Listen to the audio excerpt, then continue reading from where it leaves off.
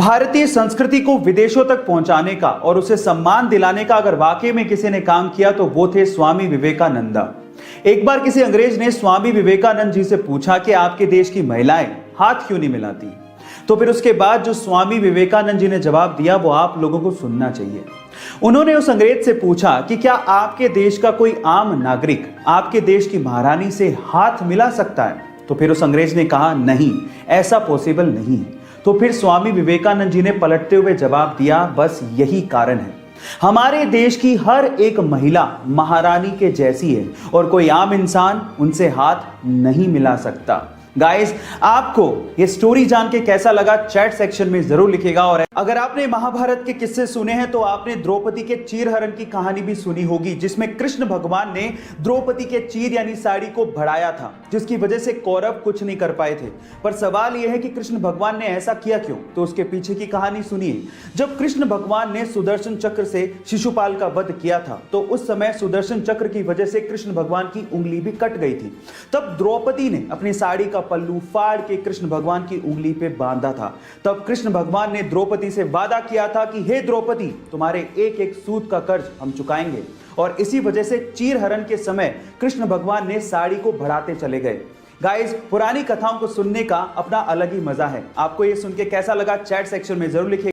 Ancient time में यानी पुराने जमाने में हमारे इंटेलेक्चुअल्स को लगता था कि मैथ्स में एक ऐसा कोई सिंबल होना चाहिए विच रिप्रेजेंट्स नथिंग, यानी नथिंग को रिप्रेजेंट करने के लिए भी तो कोई सिंबल होना चाहिए। सो इसी को ध्यान में रखते हुए 5th सेंचुरी में एक इंडियन मैथमेटिशियन आर्यभट्ट ने जीरो को इन्वेंट किया। And let me tell you guys, zero का जो सिंबल दिया गया था वो हमारे पुराने मंदिरों, स्पेशली ग्वालियर के मंदिरों के दीवारों पे खुदा हुआ आप लोगों को दिख सकता है।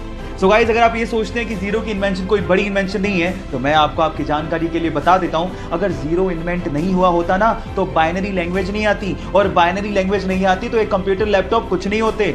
जब शून्य ना देता भारत तो चांद पे जाना भी मुश्किल था। क्या आपको पहले से बात पता थी? और नहीं पता थी तो चैट सेक्शन में लिखना मत भूलिएगा।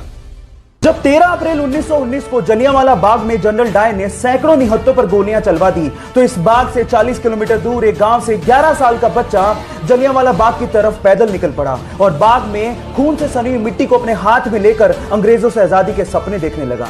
ये मिट्टी लेकर जब वो घर पहुंचा तो उसने पिताजी को कहा कि पिताजी आप कहां जा रहे हैं। तो पिताजी ने जवाब दिया कि मैं आम की गुठलियां बोऊंगा जिससे पेड़ लगेगा और बहुत सारे आम मिलेंगे। तो जानते हो उस बच्चे ने क्या कहा? उस 11 साल के बच्चे ने कहा कि मैं भी इस खेत में बंदूक बोना चाहता हूं जिससे मुझे बहुत सारी बंदूकें मिलें और मैं अपने देश को आजादी दिला सकूं।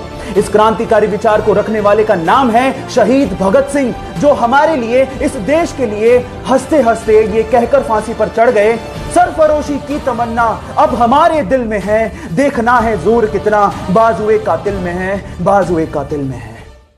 कोंढाणा के किले को मुगलों के चंगुल से जीतने की जिम्मेदारी छत्रपति शिवाजी महाराज ने अपने बचपन के दोस्त और सूबेदार तानाजी को दी। हर मराठा पागल है स्वराज का, शिवाजी राजे का, भगवे का। जब तानाजी का सामना पहली बार मुगल सेनापति उदयभान से हुआ तो घमंड में चूर उदयभान ने तानाजी को यह तक कह डाला कि मैं भगवा का नामो निशान मिटा दूंगा। तब तानाजी ने जवाब दिया कि जिस रंग को आसमान दिन में 2 बार ओढ़ता हो उसे तू क्या मिटाएगा। अपनी चतुराई और अपने पराक्रम का परिचय देते हुए तानाजी और उनकी छोटी सी सेना ने मुगलों के चंगुल से कोंढाणा जिले को जीत तो लिया, लेकिन तानाजी वीर गति को प्राप्त हो गए।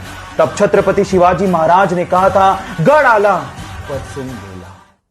एक बार द्रोणाचार्य अपने 5 पांडव शिष्यों के साथ जंगल से जा रहे थे। उनके साथ एक कुत्ता भी था।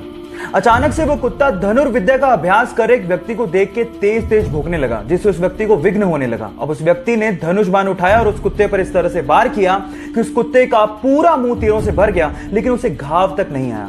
अब ये चीज देखकर द्रोणाचार्य हैरान रह गए और उस व्यक्ति से पूछा कि तुमने धनुर्विद्या सीखी कहां से? तो उस व्यक्ति ने जवाब दिया कि आप ही की प्रतिमा को गुरु मानकर मैंने सारी की सारी धनुर्विद्या सीखी है। अब क्योंकि द्रोणाचार्य अर्जुन को वचन दे चुके थे कि इस पूरे विश्व में उससे बढ़िया धनुर्धारी कोई भी नहीं होगा, इसलिए गुरु दक्षिणा में उस व्यक्ति से द्रोणाचार्य ने दाएं हाथ का अंगूठा मांग लिया और उस व्यक्ति ने हंसते हंसते अपने दाएं हाथ का अंगूठा द्रोणाचार्य के चरणों में समर्पित कर दिया। जानते हैं उस शिष्य का नाम क्या था? उस शिष्य का नाम था एकलव्य।